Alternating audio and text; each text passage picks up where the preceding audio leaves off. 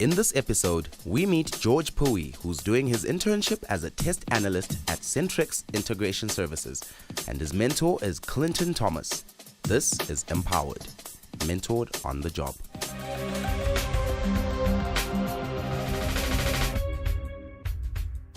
I feel this is a very good opportunity for me and other graduates, in a sense that graduates get to build a good and solid foundation in their careers.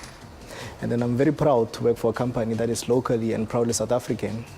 They gave me exposure and experience that is enough and groundbreaking for both South African and IT and international industries. Sintrex specializes in management of network infrastructure.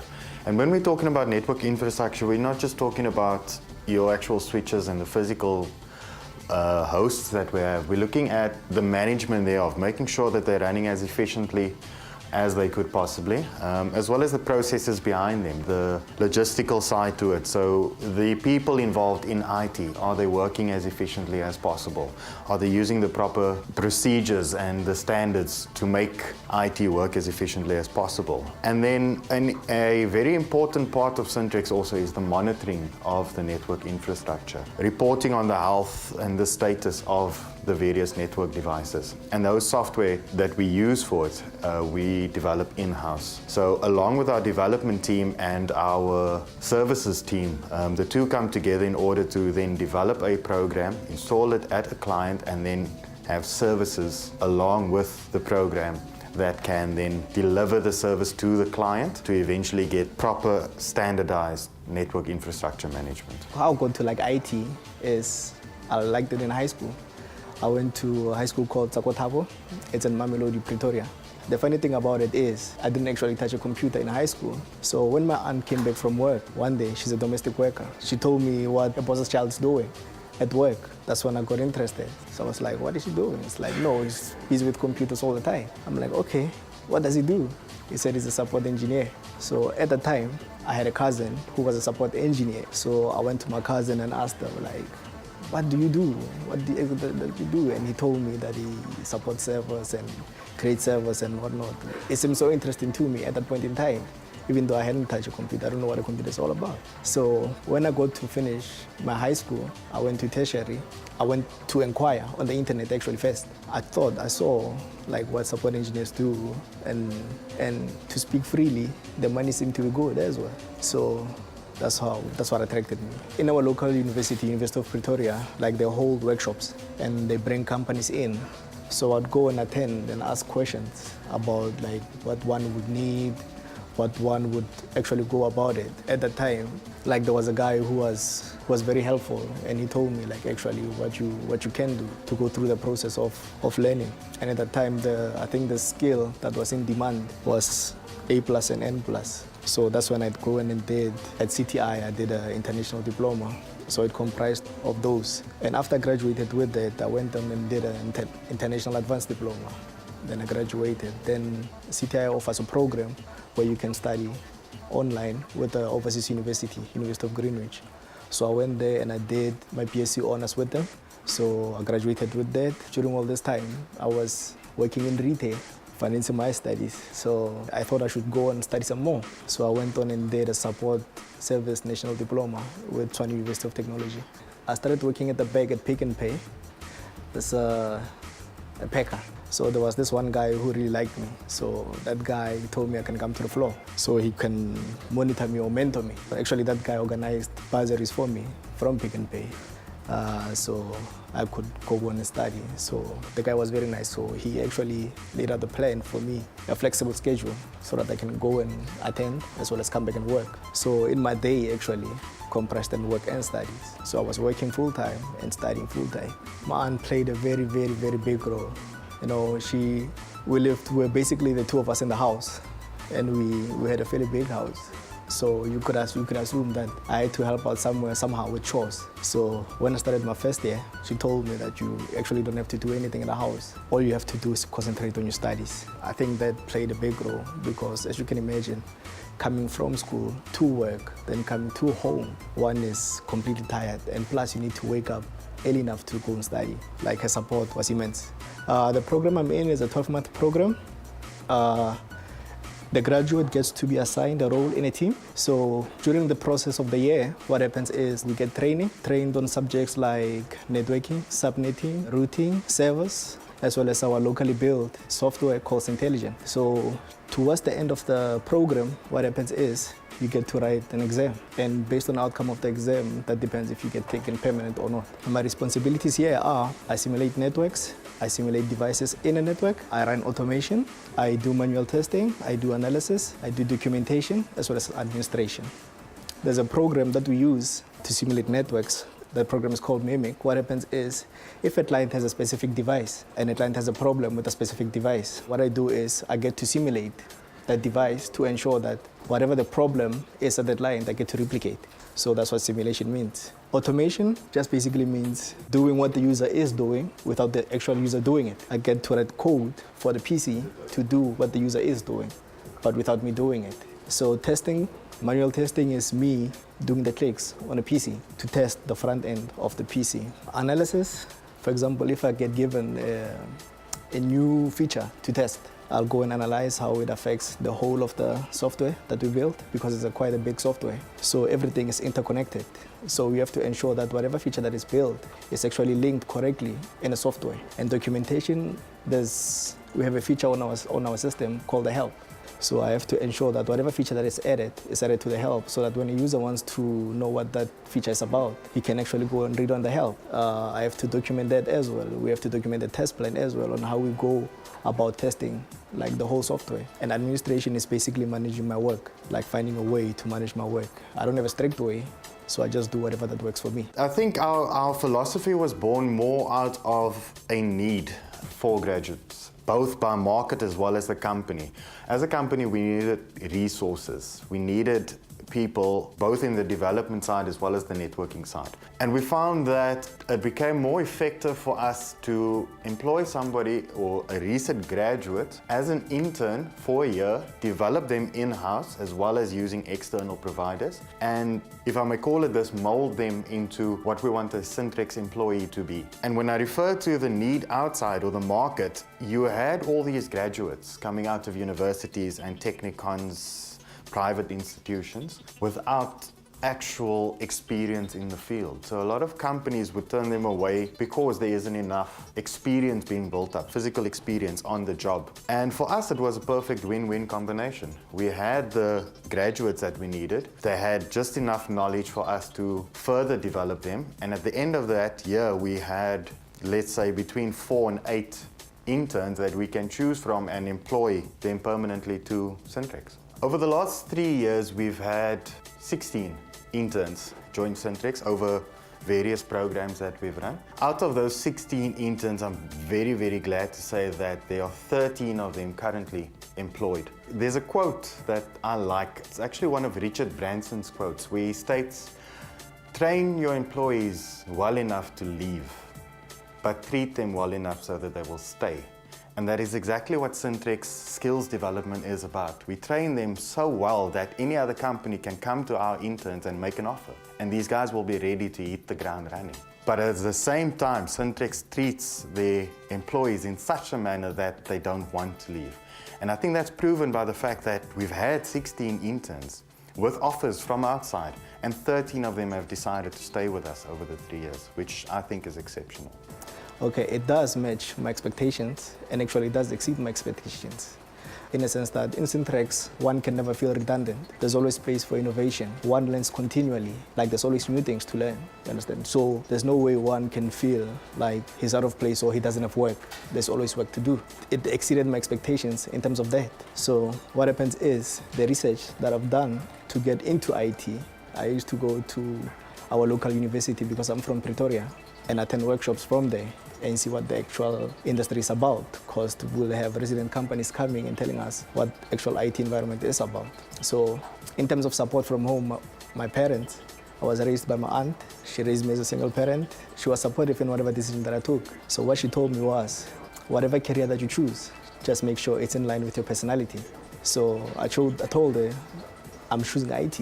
And she told me that that's awesome, as long as you love and make sure that you will survive with that career. Firstly, when we advertise, we'll get our potential or candidate interns through various sources, namely word of mouth. We'll advertise online, and we also have a couple agencies that will assist in that regard. So firstly, the CVs are reviewed internally. We choose the candidates or the short list from the CVs of those that we will consider taking a little bit further. But before we actually get to the interview stage, we also have a pre-assessment that the guys do online. So what they would do is they would receive a link from us, click on the link and perform a sort of proficiency assessment online, the results of which we then use to further shortlist the candidates.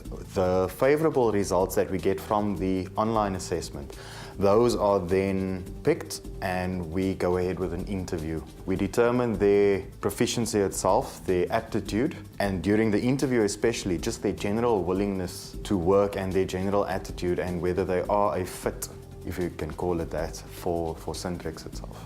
Yes, most definitely. I would encourage a graduate to consider an internship or a graduate program. It's a huge transition from tertiary to work. I believe a graduate program or internship program will somehow bridge the gap that you find, because there's so much to learn in this process. When I started, I worked in Pick n Pay as a salesperson, and I worked so that I could finance my studies. So I worked there for about 5 years, and in that 5 years, I learned so much. I learned timekeeping, which is very important in business. I learned how to organize myself and how to better manage myself and better manage the environment that I work in. When I say better manage the environment you work in, I mean relationships with people. Like, it's very important to maintain relationships, especially when you're working in a team environment. That's what I learned, and that's what I believe. That's very important for a person to learn. So when you're at school, like, you just study by yourself, so you don't actually get to interact with people that much, and people don't depend on you and you don't depend on them. So you don't actually understand the process of maintaining a good relationship. So working in Pick n Pay taught me the importance of maintaining good relationships.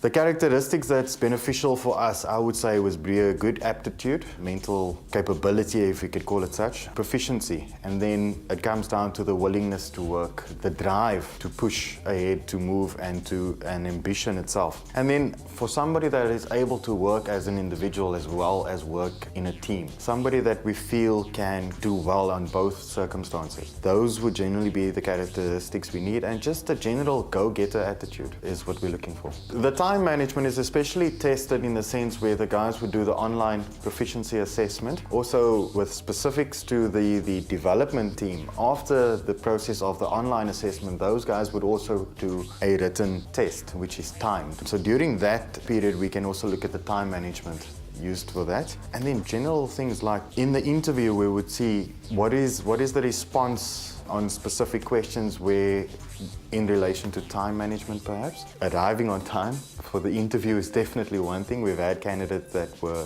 very, very late. It's a difficult thing. It's not always easy to pinpoint. Yes, it's not black and white when it comes to those characteristics.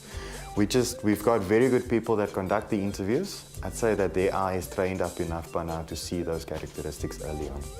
The one challenge that I faced was finding a good graduate program or internship program, because that will define or may define what your career will be like or map out your career. So I had to sit down and look what I would want in the beginning of my career so that I can build a foundation, a good one, going forward.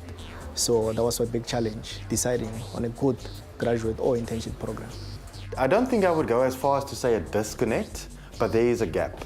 There is a gap. And that is not at any fault of a training institute or the companies to where the graduates eventually do an internship or become employed full-time. The institutes will deliver the training in the lecture rooms on a generic basis, so that if I decide I want to go to this company A or I want to go to company B or C or D, the skills will be transferable across all of those. But within each one of those 4 companies, you would have specific requirements and specific knowledge. So I'd say that is exactly where the gap would be slightly bigger than, for instance, if I said I studied a course for company A at company A. That course would then be structured specifically for company A, which would then narrow that gap. So yeah, like I said, I don't say it's a disconnect, but there is a variance between the two of them. I would say what the biggest challenge for an intern, especially starting in this industry, would be when they were at the college level or university level, there was a generic course that was laid out in the lecture rooms.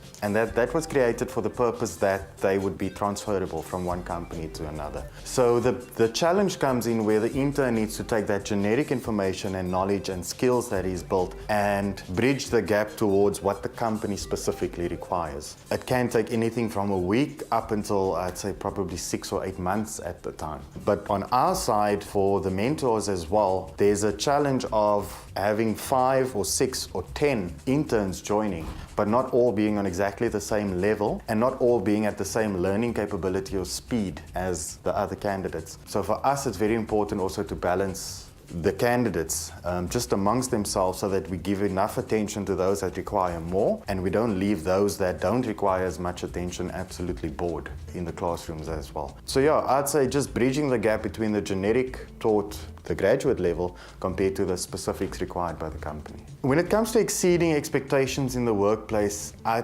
think Sintrex, I don't know if it's because of the recruitment process we follow and those people involved in the recruitment, or if we've simply been lucky, but we've had a very high ratio of interns versus permanent placement and retention after the internship. So we've had a very high drive from our interns over the last 3 years. Guys that I'd say, for instance, there's an example I can refer to. 2012, one of the guys started as an intern with us in the networking department. January 2013, he was employed as a full-time employee of Sintrex. And by April 2014, he was promoted to the team leader of 7 other guys at a specific client. So you've got that progression from intern to full-time employee to sub-management, middle management level already. And the same applies on our development side. We've got guys that came in as interns. There was a bridge that needed to be crossed when it comes to the generic knowledge compared to what Sintrex required, and that bridge was crossed within no time. And he's made a vast transition from intern level to junior developer, which he currently sits at. So yes, the drive that we see is definitely seen by management, which is proven by the fact that these guys are very quickly promoted through the ranks within the company as well. George is currently an intern test analyst. Now, George was founded on a website that basically brings interns and business together, a sort of portal between the two. It bridges the gap. We contacted George and asked him for an updated CV, which we reviewed. George went through the normal process of doing the online assessment, in which he did well. As George was based in Pretoria at the time, and we are in Cape Town, we did the telephonic interview first, which we found to be very favorable in George's favor. And we then asked one of our guys in Midrand just to meet with George, just see what is this guy's attitude like, what kind of person is he, how well spoken is he in person. And all things considered, we liked George. He looked like the perfect fit for Sintrex and he met the requirement that we had. So the offer was made to George. Obviously it was a big decision for George because it meant moving from Pretoria to Cape Town, and he didn't have many friends or family in Cape Town, so it was a big decision for him. But he accepted the offer. He came through with full grace. He never had any complaints. And that was almost a year ago. We're looking at about 9 to 10 months ago now. And since then, George has been thrown in the deep end and swam out of it. He struggled a bit. To be honest, it wasn't a planned move. It wasn't intentional. What happened was in the testing team, there were 2 people currently working on it, and George joined that team, and there was now the 3. So out of those 3, we had the intern, who was now George, and we had the senior tester as well as one of the other testers. And the lady in the team went on maternity leave, which now left the senior tester and the intern. And I think it was about a month or 2 after that, the senior tester resigned from our company to join another company, which left George on his own. So we now had an intern test analyst with, I'd say, 2 months exposure to our company. We had just started his skills development and his development program within Sintrex. We've started the program with him, but at that stage he had already gone through what our programs are about, what our company is about. And if I can put it in a nutshell, he's still here. He stuck it through, he fought through it, he managed to perform as well as I would say any of our other guys would have done. And George performed exceptionally well. We're very happy with his progress so far. When I got hired, my mentor was pregnant, and 3 months into my program, she went on maternity. And a month later, the person who was supposed to mentor me, my senior, he resigned. So I was left alone in the department. So for 4 months or so, I was able to learn and run the department with the help of the support guys. So for any graduate to beat that, it's going to be something. The common mistakes interns would make, I would say, is initially a lack of focus in the workplace, which I guess you can't really fault them on too much, because the guys come from a school level. After school, they go into the university or the technicon. So all along this road that they followed, there was a teacher or a lecturer or a facilitator guiding them through that process. And a lot of the projects and assignments that are conducted in those places happen within teams as well. And I think it becomes sort of a reality check when they join an organization where they are now, yes, part of a team, but also individually responsible for many of their tasks. And even though they have their mentors, they have guides at work, it is not at the level of what you would have a lecturer that spends 5 or 6 hours a day explaining topics. It doesn't happen at work. So I think a lot of interns first need that reality check to realize that, oh, I need to wake up here, I need to start standing on my own 2 feet. And I think once we get beyond that point, the road becomes a lot smoother for them. It's very tough for graduates in the current job market. But I will always advise a graduate to be able to willing to start at the bottom and have a willing to learn type of attitude. And I believe unemployment in SA can be solved by one, innovation and entrepreneurship. So I believe those two can help us in going a long way in SA, solving unemployment. Yes, I do have friends that have challenged them with unemployment. And my advice to them is they must be able to stay relevant, like having relevant skills in the market. It's something that is huge, and people, it's like something that they don't recognize. Because, for example, getting a good technical test analyst is very difficult, but yet we have such a big pool of graduates. So I believe having relevant skills can partly solve unemployment. I'll advise a person to look first at his strength and to look at the market at what's in demand. So if you can match your strength with what is in demand and make sure that you can survive in that particular course, I mean, why not go for it? Whether be it in a technical college or in a University of Technology. Plus, like University of Technology and the technical college, they give you like hands-on experience. Whereas in university, you don't get hands-on experience, you just do mostly theory. So I believe like that's the greatest gap ever, because in employment, what happens is whenever you come inside, we want you to hit the road and start running. So, and that's a problem. When you're in university, like you have to switch first before you can start running. So I believe people should consider that. The advice I would give George, I would say is, look, he's been with us for a while. I think the advice that was given to him initially is taken, and that was just put your head down, start working. If you have any problems, there are 50 other people in this company. Please ask. We provided mentors, we provided managers, we provided lecturers and facilitators, and we provided as much documentation as possible. And George took the advice. He came to us, he would ask if there was issues, and the rest of the time he just got stuck in. The advice that I gave him a couple months after that, when he was now through the worst, was basically, look, you've got a year to prove yourself. You've taken 3 months, you've, I'd say, proven yourself to some extent already, but take now the rest of the year and build on what you've built already. And that's the advice I would give him now. With 2 or 3 months to go, I would say just put everything in. Put in the hardest year of work that you are planning to put in your life, because this year of internship can lead to a permanent placement as a test analyst, which is what every graduate wants. And you have a company to work for. So you simply carry on, you get your employment with a company that already trusts you. Besides that, I'd say just have fun while doing it. My long-term plan, I plan to be an effective leader within the development environment, to build myself here, to become a leader here. I plan to achieve this by continually studying, improving myself, both academically and socially, and maybe one day I'll probably own a business.